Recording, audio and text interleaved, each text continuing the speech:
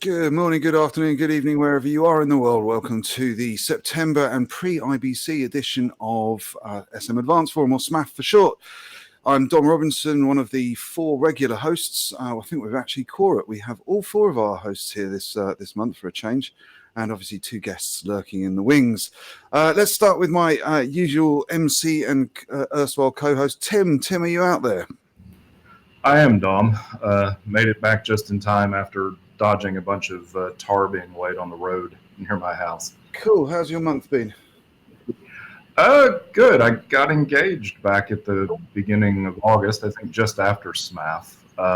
Was trying, because she's a math teacher, was trying to pick a prime day, and I ended up with 8/8/19, which was a really nice prime. And her two little ones helped me hide the diamond, and she found it and she said yes. So that was the highlight of my month. So you're going to celebrate your anniversaries on higher primes?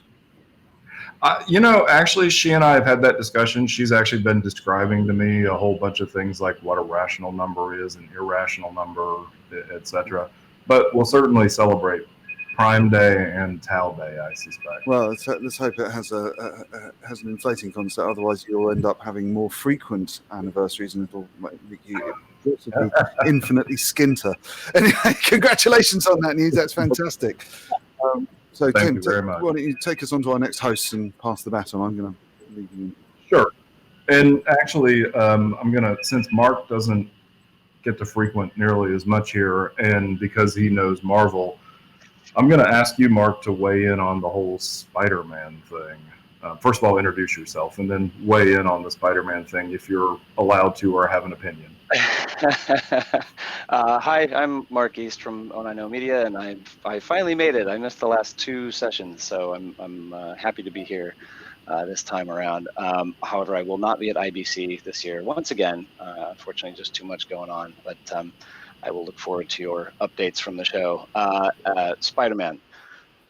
I think it's silly. I think it's a silly, property war, and it'll get resolved once again, and they'll, everyone will be singing "Kumbaya" here shortly. But right now, the landscape is so, fraught with Disney Plus and the Fox merger and everything. Sony is just kind of protecting their little piece of what they have, and I think the support is soundly behind, Spidey re-entering the MCU. So yeah, I think that's where it's going to go eventually. But right now we just have to kind of sit and wait. Well, and especially after having gone to see the most recent one, it certainly seems like he's going to be integral to the Avengers. So, like you said, It's sort of a tempest in a teapot. It's just been fascinating to watch the whole negotiation air out to the public, and the public response of, seriously, can't we all just get along? Yeah, it just all seems a little silly. But all right, Eric, where are you? I'm here in my usual spot in my office. Okay. So what's new with you? Plugging away on the next issue of Streaming Media Magazine as usual, the October issue. Tim, you've got a couple of articles, one on streaming from the battlefield and one on streaming in law enforcement. We've got Jan Ozer sort of doing a state of SMAF update, which I think is due to sort of check in on who's using SMAF now, who needs to use SMAF, who shouldn't be looking at SMAF yet.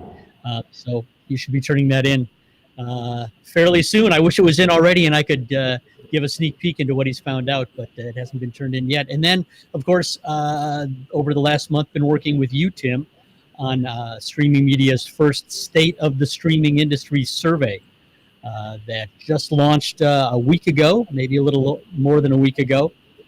If you go to streamingmedia.com and you want to take that survey, we would sure appreciate your input. And we hope to present those findings at our Streaming Media West show in November in Los Angeles. I'm not sure if that's going to work out or not, but whether or not we present the findings at the show or not, I think that's about the time frame we're looking to make them public, right?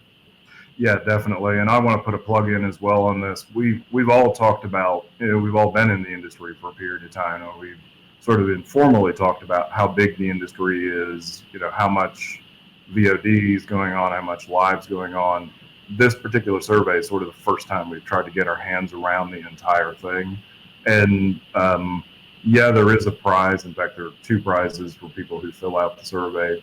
But ultimately, we just want experts in the industry who's been in it, whether it's the last 6 months or it's 20 years like some of us, to weigh in and say, hey, here's what I do on a day-to-day basis, so we can really get a good size on the industry.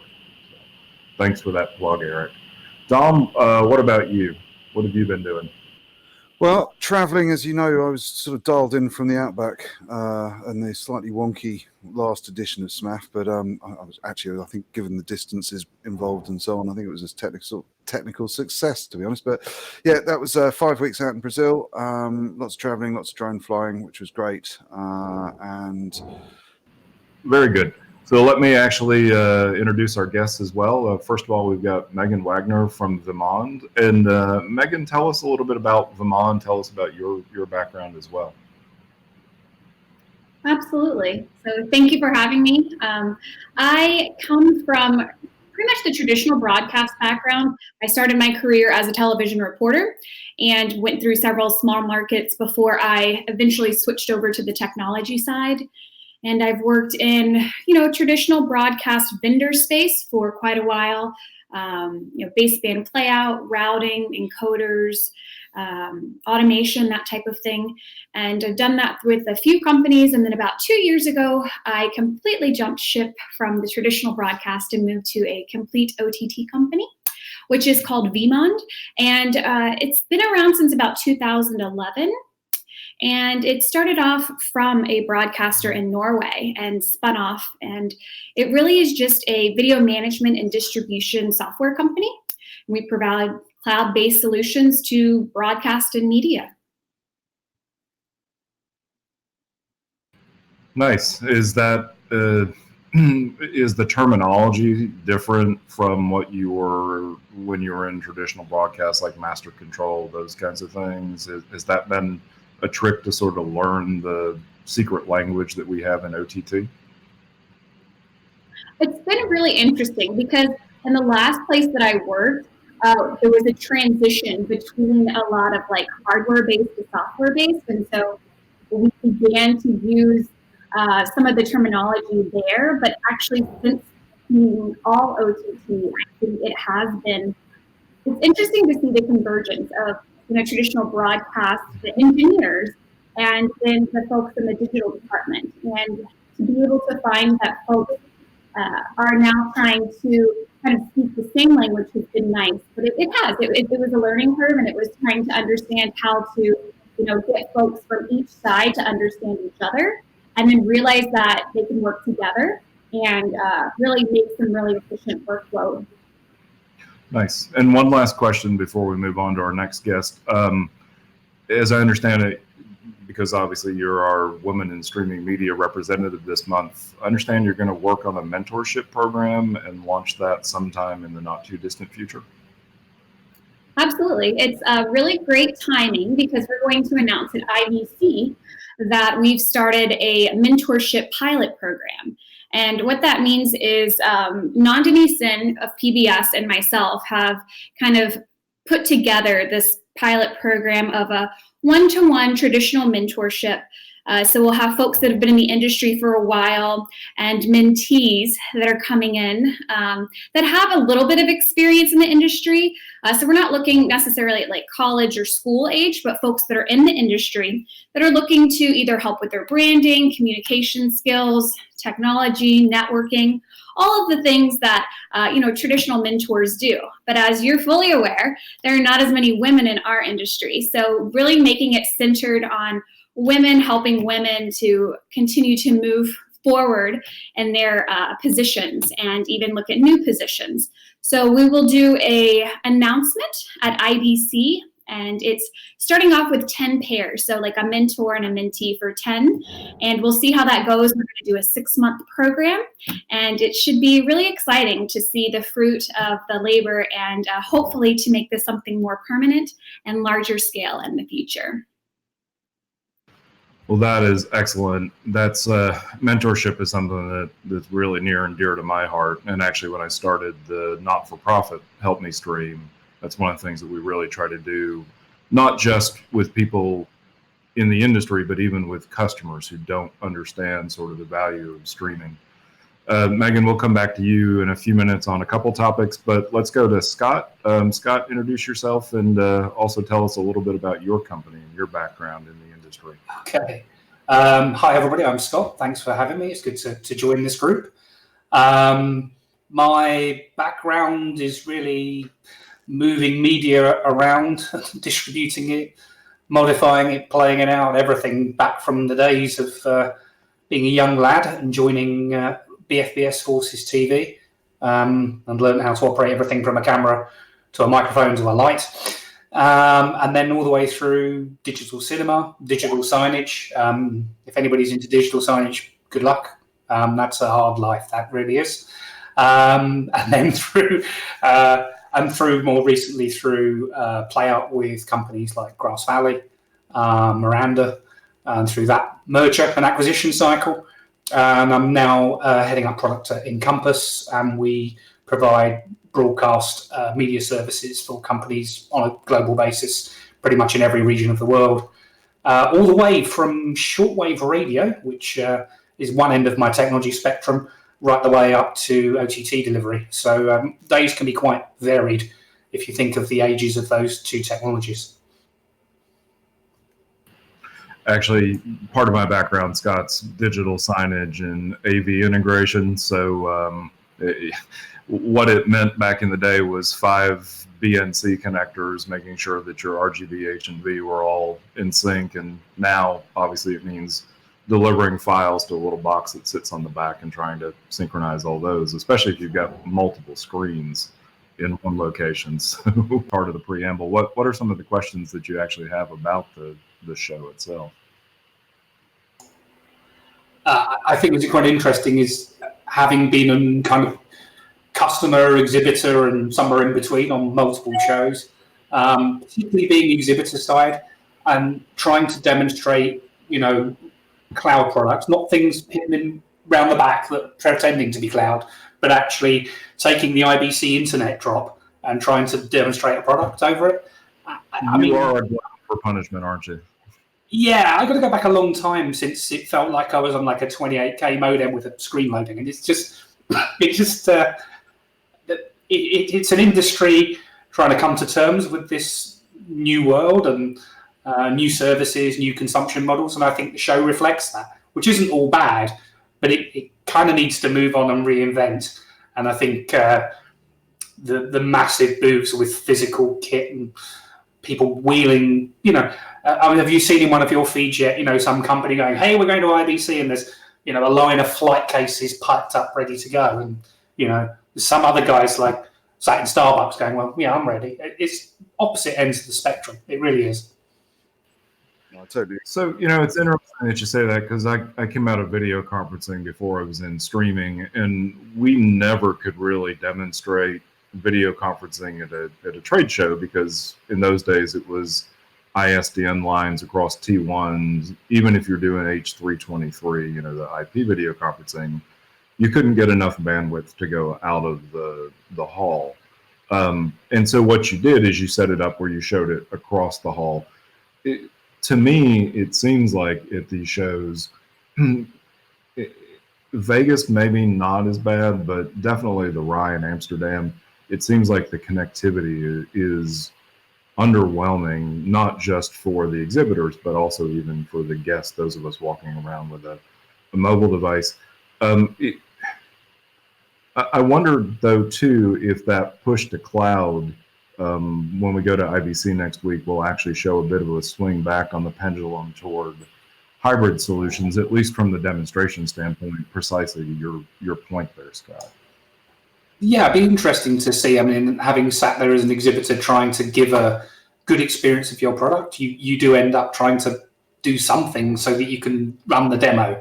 And I prefer to be very honest and say up front, we've had to do this because the connectivity here is not great. Kind of think that AWS are missing a trick in not plumping an outpost in the middle of the show and just, showing off and saying, hey, we've wheeled in the cloud into the show and here's what an outpost looks like and all these guys are using it. That'd be pretty cool. That would. In fact, it's ironic. I remember a couple of years ago, Interaction took us all to a data center by bus about 2 miles from the Rye to show off their data center. But we all were joking on the way over there that we'd love to have a pipe from there connected into the Rye. I think there's quite a lot of connectivity in there. I think the problem is not the connectivity; it's the amount of people trying to do things over wireless.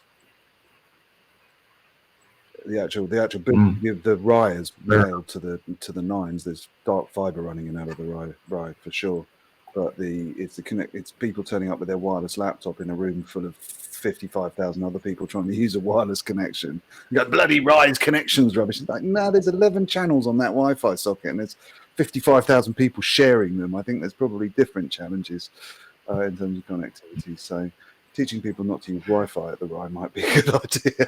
But hey, So speaking of traditional broadcasters, and it's interesting to hear both Megan and Scott have backgrounds in that.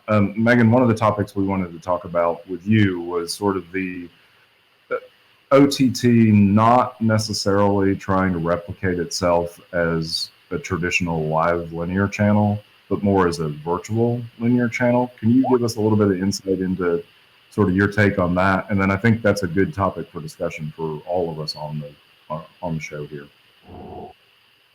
Yeah, I think in talking to a lot of our customers, we found that, there is a request and a requirement from folks that are looking for a scheduled, and whether that be manual or automated, but a scheduled playlist that allows folks to flip on and find something playing, something that's already on air, instead of having to take time to search for, some sort of content. So the idea of having VOD to VOD, some VOD to live, and then, just the whole linear experience, so that it's not, like you said, replicating or trying to recreate a broadcast stream for, necessarily at 8 o'clock, I'm going to have a scheduled sit down time to watch something, but more or less just for lazy viewers. And I hate to say the word lazy, but it makes it a lot easier for people to stay on one, channel or one network at that point. And then the idea, being able to use OTT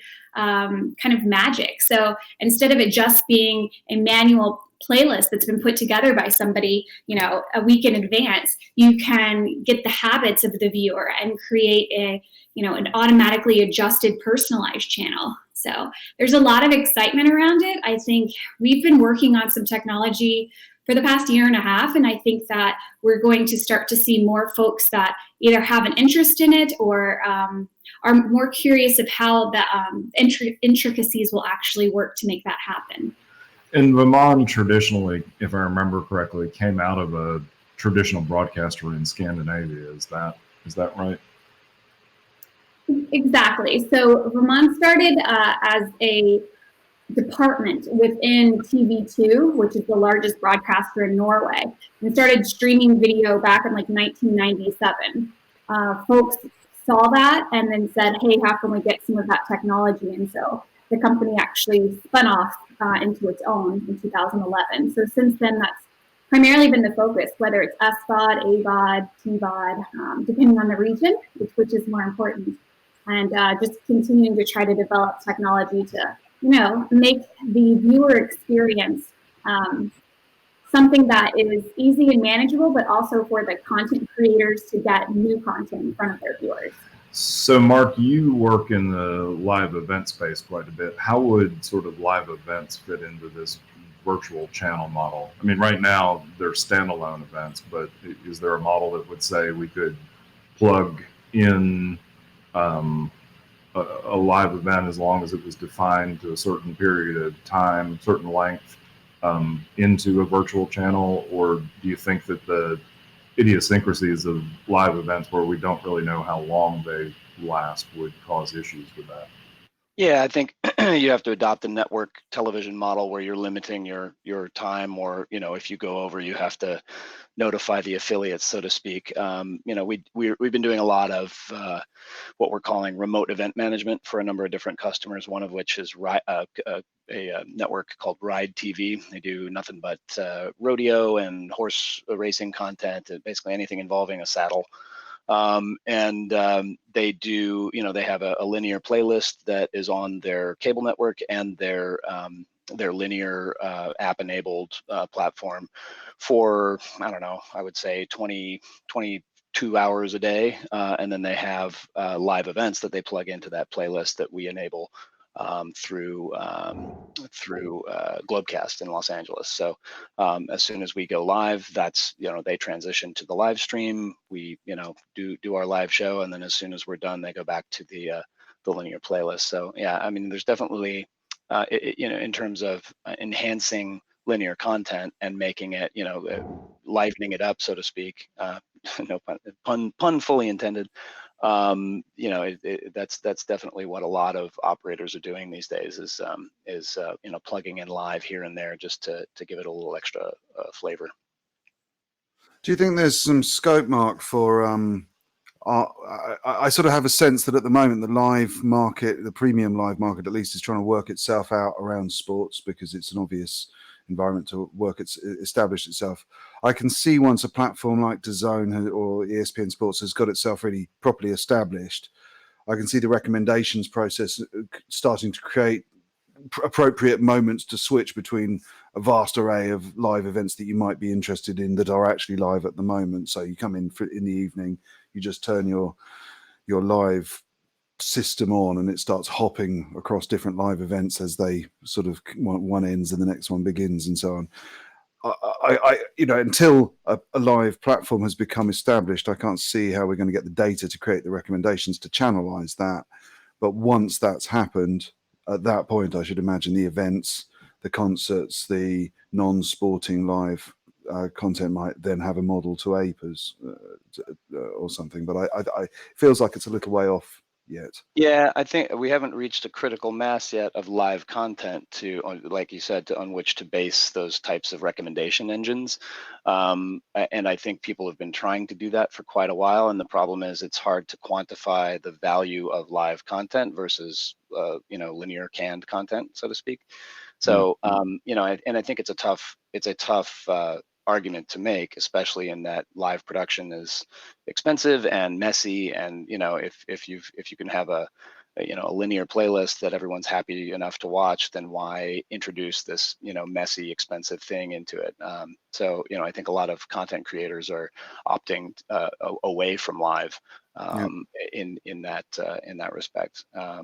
But like I said, I think there's always an X factor to live programming that you can't get with linear. And as we get into platforms that are able to recommend content and use AI, for example, to hop around, as you say, I think we'll start seeing live being more and more a part of that. Yeah, I found it staggering, just as a sort of point of reference for the topic, I found it staggering that my radio channel, which we just run as a hobby for years now, we sorted out the podcasting of archives on that, and that was trundling along merrily, just doing a nominal bit of traffic for people who are very into the show to catch up, until 2 months ago when I connected it all up through to Spotify, which obviously has a much more aggressive recommendations engine and is, I think, the amount of content we push that's appropriate to that audience, they obviously picked it up and it got pushed really hard. And I was staggered. We're doing, in 1 month, we do as much traffic on our Spotify podcast as we were doing in a year on the live broadcasting. Same content, but the time shifting just make, and obviously the recommendation or the plugging of the content to the audience does make a massive difference into how that content's consumed. But I wasn't expecting a 12-fold multiple. It was quite interesting. Yeah, it can be pretty shocking. Scott, you're nodding there quietly in the background. Where are you guys at with live deployments, and what are your live customers sort of telling you on the breakdown? What's I mean, live really is probably the major driver for us. And I mean, we do an awful lot of VOD content and everything as you'd expect. But live is kind of where the premium content is at. So we work a lot with, the biggest names in sports. As a company, we actually take and produce or deliver 8 out of the top 10 US sporting events, which is quite a responsibility when you think about it that way. So we kind of come from that sharp end. But it's interesting, as much as that's my kind of day job, and then I come home and I dip into different platforms and you try to find things to watch. I think we've all had that experience of staring at a search bar thinking, what do I want to watch? And you don't know. And I do find that actually that's where social comes in a little bit, because that's the other way to get a recommendation, is from people who might watch something like you would watch. And I found something that, please don't anybody think I'm into this as a result of me describing this, but I just think it's a very interesting use case. Smiling already. There's a group of guys who set up a thing called Big Jet TV, and I kid you not, these guys go to Heathrow at the weekend or Gatwick or wherever, set up a couple of cameras at the end of the runway and film the departures and arrivals for plane spotters around the world. This started out on YouTube. They've got thousands of concurrent subscribers. They're monetizing it. I'm looking at these guys and they're so passionate and everything, and it's plane spotting. So if plane spotting can make live content that people want to watch, I mean, what next? Trains? I mean, maybe stamp collection. I think, Scott, I think what's next is being able to find the drones that supposedly flew around Gatwick for days and days. Don't start me off. They're never there. Anyway. So how did you find that, Scott? Because I think that's sort of the point to what Megan was saying. Is it serendipity? Is it word of mouth? How did you come across it? That was bluntly Facebook. That was that these guys had realised that nobody was going to search for plane spotting on YouTube, or if they did, maybe that wasn't your audience. And then they use social platforms. And then it's interesting is they've started out with I don't know what they were using to start with. It looked pretty terrible, and I think the guy had never seen a camera in his life because it was horrible. And just to watch them progress in kind of the quality, the equipment they've bought, and then they're onto YouTube, and they're on Patreon, which is how they're monetizing it now. So it's actually watching them evolve as content creators is quite interesting. So, I think social is a way. So if you can't get that data because the live platforms aren't at maturity yet, you can use people's networks where they've willingly given their data to help you discover content. It seems like a good place to start right now.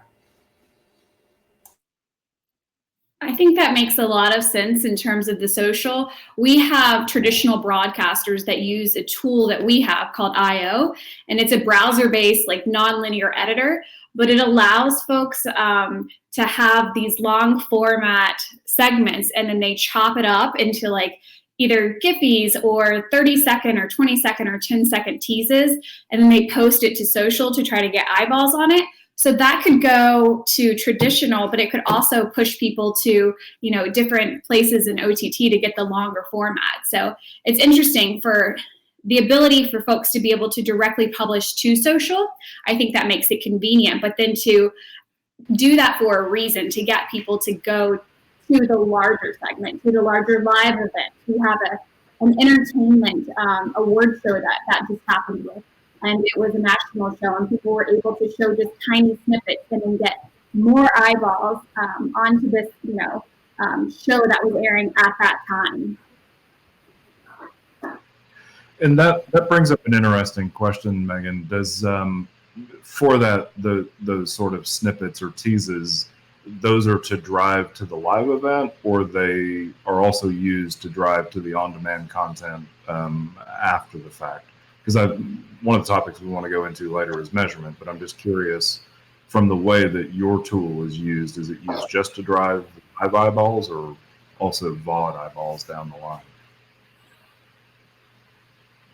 Oh, I think it's 100% both, because we had folks that were doing it on a creative team during the live event, and then the next day it was recapping and sending folks to how to find it on different digital platforms where it was already recorded. So I think it's very much useful in both instances. And it's oftentimes different departments that are using it. So you have people that are in one department that want, like, their focus is to get you to watch it now. And then the next day, people are trying to put a pretty package together and they want you to go look at it when it's already a VOD. Okay, so let's see. Let's talk about the measurement topic. Dom, on the Flipboard, I know you're manning the Flipboard, but there was an article about Nielsen. You want to bring that up here real quick and maybe just give us a quick synopsis? My headline. What that was. My headline of the month. I thought. Let me see if I can bring that up on there. Well, I'll look at that. I have to click the annoying. Gotta disable your ad blocker. Cookies. Just whatever. After missing cord cutting trend, Nielsen falls apart. If you can't read that, it was about time too, to be honest. If I'm just going to be brutally honest. I've always had strong feelings about the panel-based measurement companies, and I think they've tried desperately hard for 15 years to maintain their relevance to an industry that has walked firmly out of their playground and off into a different world. So I think that they obviously had many decades of fostering the successes of the broadcast industry and the advertising industry, and they were obviously owned by the broadcast industry and the advertising industry. So I think there's been a long period of smoke blowing up proverbial parts that smoke shouldn't be blown up, which has hyperinflated the advertising value in broadcast media. And it has been the biggest challenge that streaming faced over the last 20 years, because we turn up with a respectable live stream with audiences in the hundreds of thousands, and we present those figures to potential advertisers who are used to being given figures for the same event, but always measured in the millions or the tens of millions, which were just simply made up. And it was kind of like the dirty secret that the industry knew about, but nobody wanted to talk about it because it was going to cull tens of millions of pounds of advertising revenue out of the industry. And I think Nielsen falling apart is the bellwether. I think time has come for that guard to change, which I think will cause some big structural changes in the industry. I think the broadcast industry. To be fair, in the early days, you remember, there was talk about live events that were streamed that were in the millions, and it wasn't until a proper analytics tool was put against them that the numbers fell. It was CPMs at that point, as opposed to advertising on air. I see what you're saying about the fact that, the numbers are inflated, and obviously the way that information has been gathered in the past from Nielsen's standpoint has been very rudimentary and very easy to fudge. Will we, though, actually see the numbers come down in the traditional broadcast space, or will we see the numbers climb on the OTT side? I think that there is a world of streaming which is going to be unaccountable. There'll be endless programs like SMAdvancedForum, which will have millions of viewers and simply won't gather statistics and share them anywhere. So in terms of, I noticed Dan was posting some fairly interesting discussions about people moving away from live linear but not appearing in the OTT space. But I think they're just simply moving away from the traditional broadcast, and then they're going off and finding ultra niche content which just isn't interested in counting viewers in the same way that traditional TV used to be. So I don't think they'll necessarily appear on a scoreboard of someone else's content sheets. I think we're in danger, something that I wanted to sort of put to the group here today. I think we're in danger as an industry of getting so fixated on the very big unicorn brand successes, the Netflix, the YouTubes, the Disney discussion, that I think we'll forget the millions of other content sources that are now being sort of made available by streaming technology. Streaming isn't Netflix.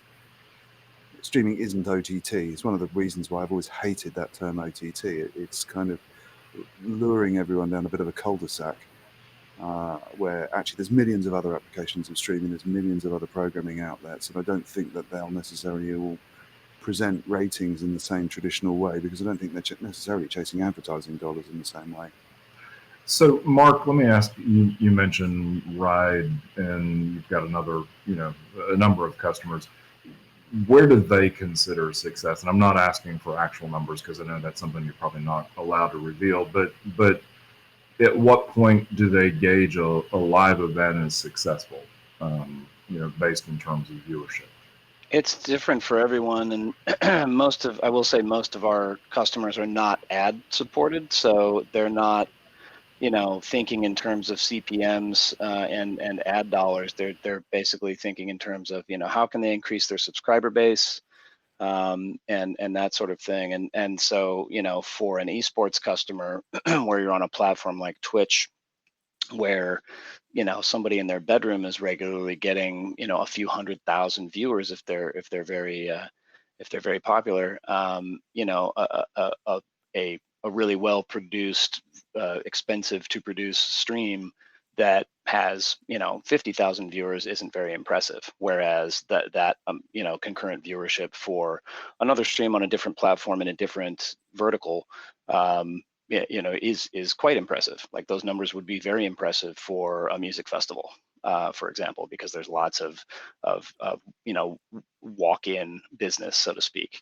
There's people who come by to see one act, and then they split, and then someone else comes to see the next act, and that sort of thing. So the concurrent viewership on those types of shows is very kind of up and down, whereas esports, for example, or sports in general, tends to be, you come, you watch the whole game, and then you split. So those numbers tend to be more solid. But yeah, I think the short answer is it varies for everyone in every market.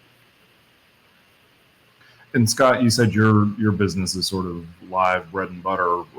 What's your sense on that? And what kinds of measurements should we look at if we're not looking at concurrent viewers? Do we look at aggregation over time, like Nielsen tried to do with the day of plus 7 days or plus 30 days? What's a good approach to this? Yeah, I think we're going to go from famine to feast, aren't we? Because you just didn't have a lot of data. You had in the UK you have Barb, US you have Nielsen.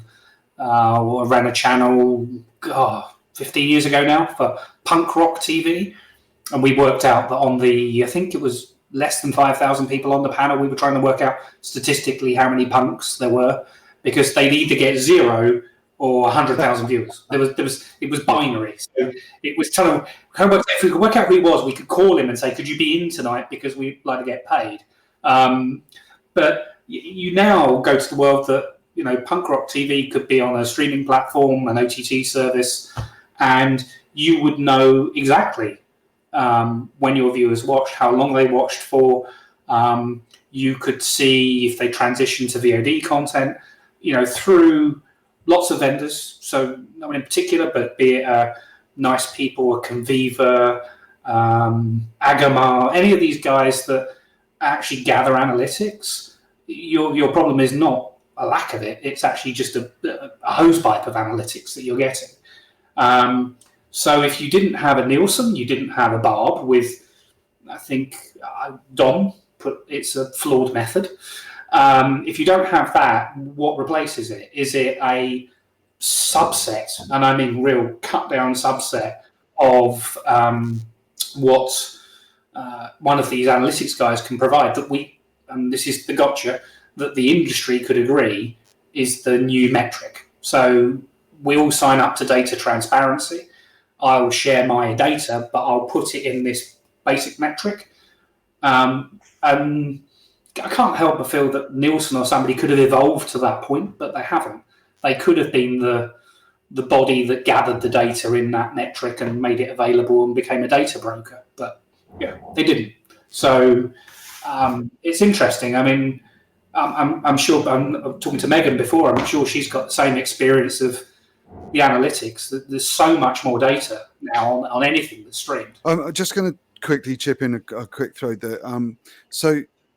I think it is possible that we might find that the metrics change completely. So for, you look at duration, content view, and so on. Those are really useful statistics for subscriber-based platforms, because you trying to work out a cost metric of your distribution per gigabyte or whatever it is, per viewer hour against the dwell time of your subscribers, where you're probably charging a fixed monthly cost for access to that library of content. So it's quite an important metric, to balance your costs against your revenues and so on. In the freemium world, there's actually only really one outcome that I think advertisers should be focused on, and it's nothing to do with viewer hours or anything like that. It's something that we can measure in streaming, which we couldn't measure in traditional TV, and it's the result of putting that advert out.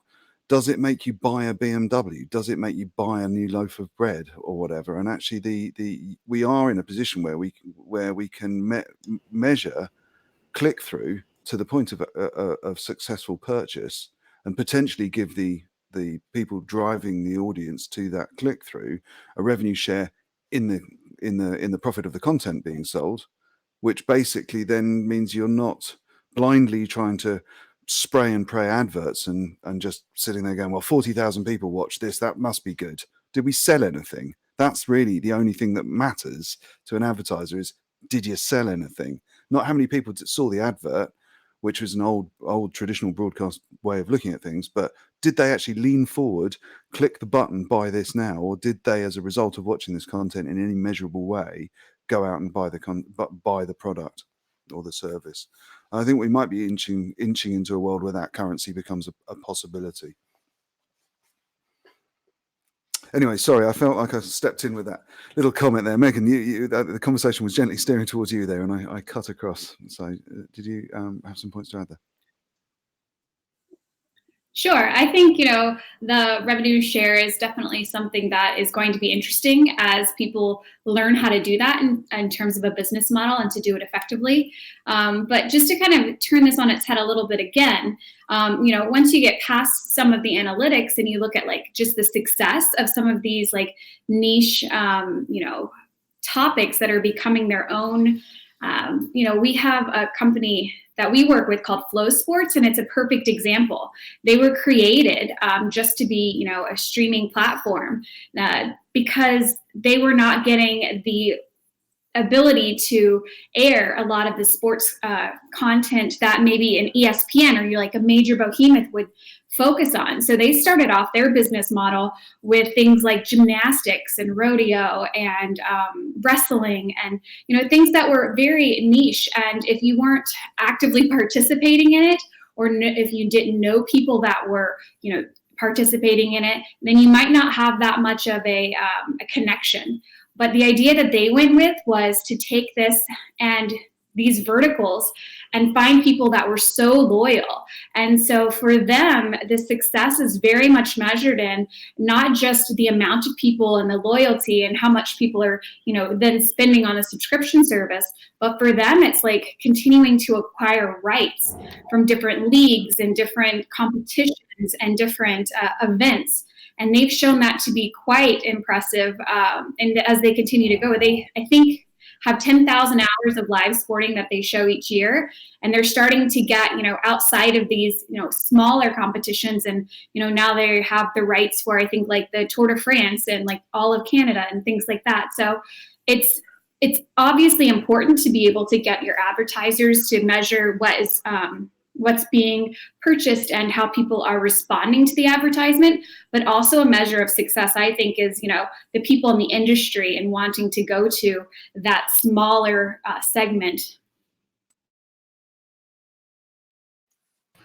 That's a really good point. So staying niche, either starting niche or staying niche, could certainly be a nice business model.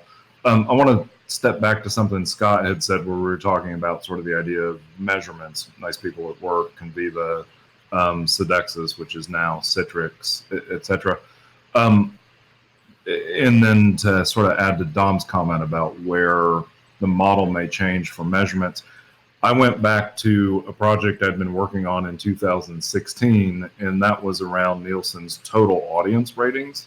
And what was fascinating there was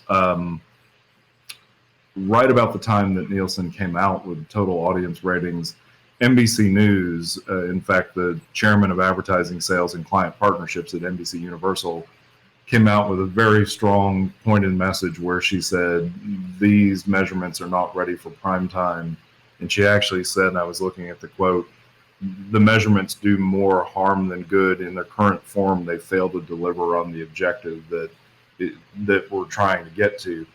So to me, the point here maybe is to look at something where, as you're talking about, Scott, with data transparency, agree first to what the measurement should be and then see where we can gather those, but also ultimately probably looking at some form of royalty pool, because you may have companies with proprietary measurement solutions that would be part of the bigger solution, but not necessarily tie it to a single behemoth like Nielsen or Barb, as you mentioned in the UK.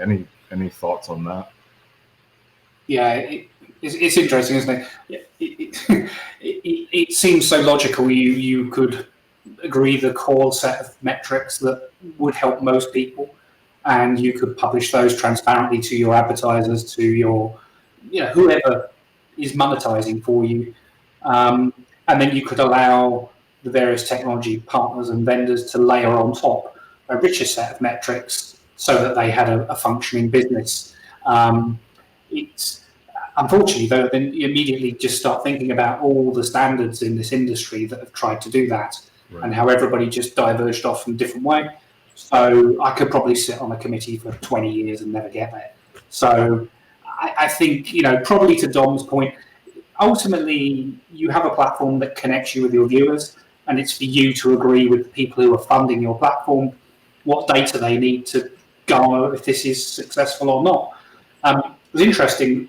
I sat with a gentleman at an event recently who was powering kind of very low-level sports in the US. So not college sports, which actually in the US is huge, which just surprises me because a college in the UK probably wouldn't get many viewers. But this was almost high school swim meets and gymkhanas and things. And they actually were monetizing it by the alumni watching the school. And they were measuring that in whether the alumni interacted with the school and funded the build of their new buildings, etc. And so leveraging the sporting success of this high school helped them fund the new library or whatever they were building. That's a completely different way of monetizing content, but it is using streaming to do it. So essentially, rather than doing it as a subscription, they were doing it as a fundraising model. That's a beautiful example, Scott. I'm going to pinch that. Absolutely great example. That means you have. Sorry, go ahead, Scott. I'll find the gentleman's name for you because it's certainly not my example. But when he said it, it just resonated because, if you had a very high wealth donation alumni watching that particular event, the fact it cost $1,000 to make is a very good investment. Yeah, totally. That's a great. And it means your cutaway shots have to be the things around the campus that you want to fix up, as opposed to the beauty of the campus, perhaps. That is interesting because high school sports here. There have been a number of companies who've tried to monetize it on a subscription basis for alumni, and it seems like you don't have a critical mass of alumni to do it. But the model you're describing, Scott's actually quite intriguing. All right, so we're down to the last couple minutes here of the show. Let me, before we go further on this, I want to put a plug back in for the State of Streaming survey. Several topics we've talked about here: ad-based revenues, subscription-based revenues, are topics that we ask about in this particular survey. And we know in the past there traditionally had been subscription or ad. It appears from some of the responses we're getting that transactional TVOD is certainly starting to pick up. But I encourage those of you who haven't taken the survey, go to streamingmedia.com there's a link right there on the site where you can actually make your voice heard in this and lend your expertise. So, Dom, we're at the point of the show where we start talking about what we're doing over the next month. What are your plans? You said you're going to prop up the bar at IBC, but what else besides that? Yeah, I've got to prop up the bar at IBC. I've got to draw up my presentation. I'm giving a presentation in the. I'll have all the details in our next edition of SMAF, but in Magnus's streaming Nordics, I get there's 2 streaming events. I get them muddled up, so I'm not going to misname them here.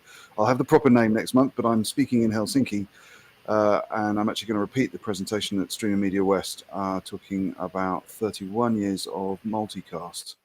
As a technology, where it's come from, how it's evolved, where it's been understood, where it's been misunderstood, and so on and so forth. One of my favorite pieces of technology, and going to be piecing together a sort of 30-minute presentation about that, which should be good fun. And running around behind my poor colleagues, who I've overloaded with lots of balls to juggle at the moment, so keeping them busy as well. But that'll be in the second half of the month for me. Well, not this end of the month. So, Megan, what about you? I know you mentioned the Women in Streaming Media. Besides the mentorship, is there a sort of formalized meetup at IBC? Yes, there is. We have an event. I believe it is one of the first few nights at IBC. It will just be like a cocktail hour where we'll talk a little bit about the program itself, and then we'll have the official kickoff on September 26th.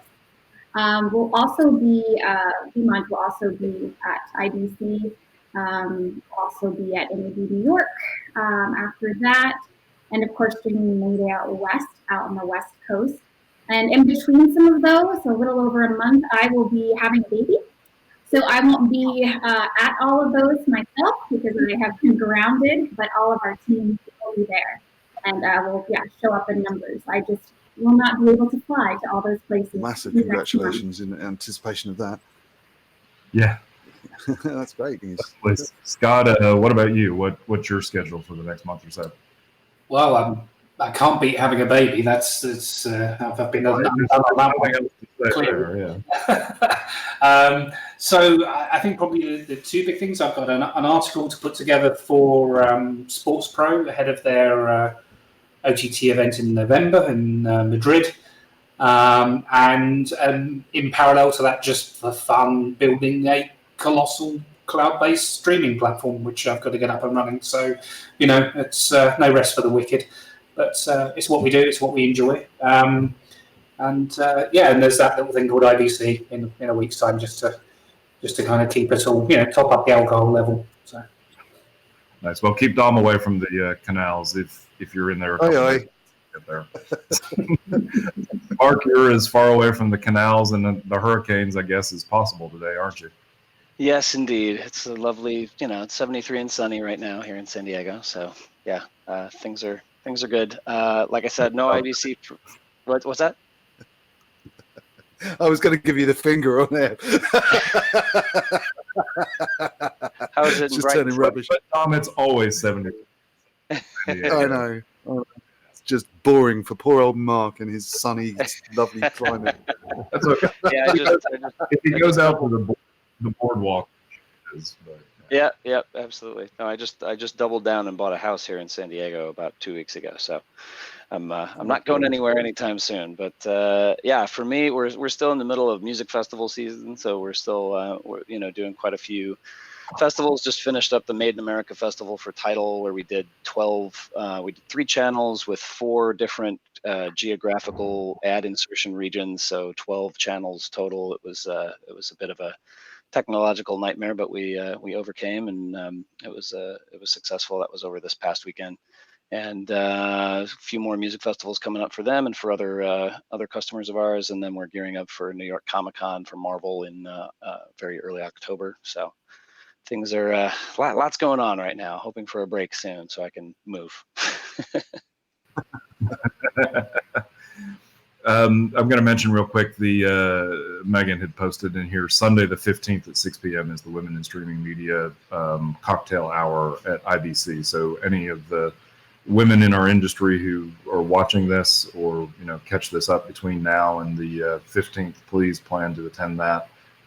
We really, Dom, I, Mark, Eric, as the regular host, feel very strongly about making sure there's mentorship for women in our industry and increasing the diversity in the industry.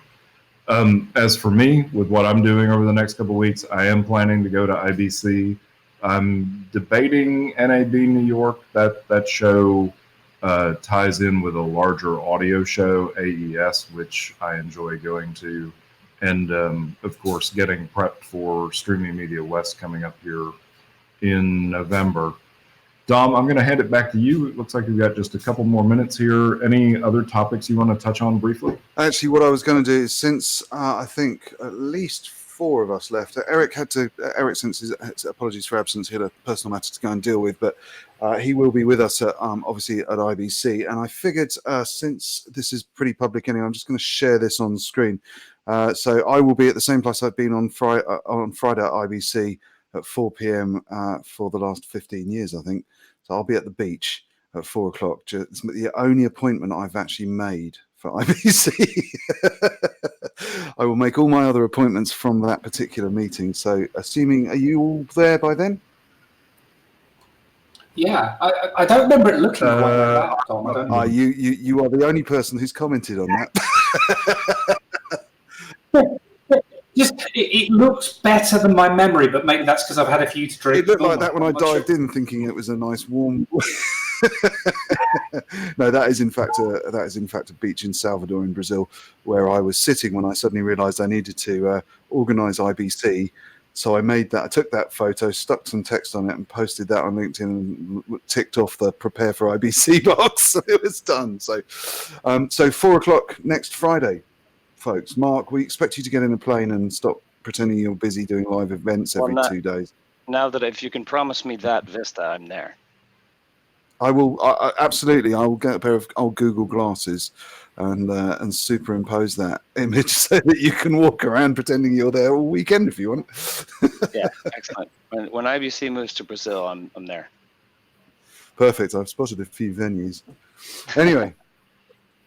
Right, well, we're up against the hour, so I'd like to say huge thanks to our 2 guests. Megan, thanks very much, and huge congratulations on that little secret surprise you kept for us there.